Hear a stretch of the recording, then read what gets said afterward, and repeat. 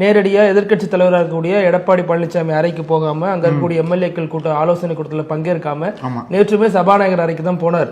இன்னைக்கும் அங்கதான் போனார். என்ன காரணம் சொல்லப்படுது அப்படின்னா, எதிர்க்கட்சி தலைவர்கள் கூட்டம் போகணும்னா நம்ம எடப்பாடி பழனிசாமி பார்க்கணும். அவர் பேஸ் டு பேஸ் பார்க்க விருப்பம் இல்ல. எங்கேயாச்சும் ஒரு இடத்துக்கு போகணும். அதுக்கு திமுக ஆலோசனை கூட்டத்தில் போய் உட்கார முடியாது. ஏற்கனவே செய்திகள்லாம் பரபரப்பா இருக்கு. சோ நம்ம நடுநாயகமா இருக்கக்கூடிய சபாநாயகர் அறைக்கே போயிடலாம். அங்க போய் உட்காந்துட்டு தொகுதி சார்ந்து சில பிரச்சனைகள் பேசலாங்கிற வகையில அப்படி போய் உட்கார்ந்தா சொல்லப்படுது முதற்கட்ட தகவல். இன்னொன்னு என்னன்னா, இது பேசு பொருள் ஆகணும் அப்படிங்கிறதுக்காகவே செங்கோட்டையன் இதை பண்றாருங்கிற மாதிரியும் சொல்லப்படுது. ஏன்னா அவர் இப்போதைக்கு அவர் மனநிலை என்னன்னா, கட்சியை உடைக்கிறது கண்டிப்பா இல்லைன்னு சொல்லப்படுது. அதே மாதிரி பாஜகவோட டீல் பேசுற அளவுக்கு இன்னும் அவரு மனநிலையை தயார்படுத்திக்கல. அதனால இருந்தபடியே தனக்கான எதிர்ப்பை பதிவு பண்ணிட்டே இருக்கணும்.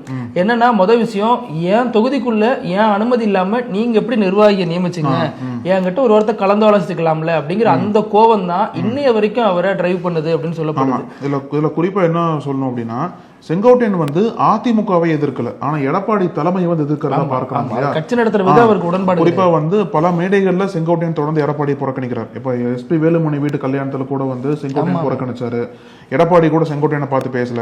இந்த மாதிரி பல சந்தர்ப்பங்கள்ல செங்கோட்டையனுக்கும் எடப்பாடிக்கும் இடையில போயிட்டு இருக்கக்கூடிய பனிப்போர் என்பது தொடர்ந்து வெளியில தெரிஞ்சுட்டு வந்திருந்தது.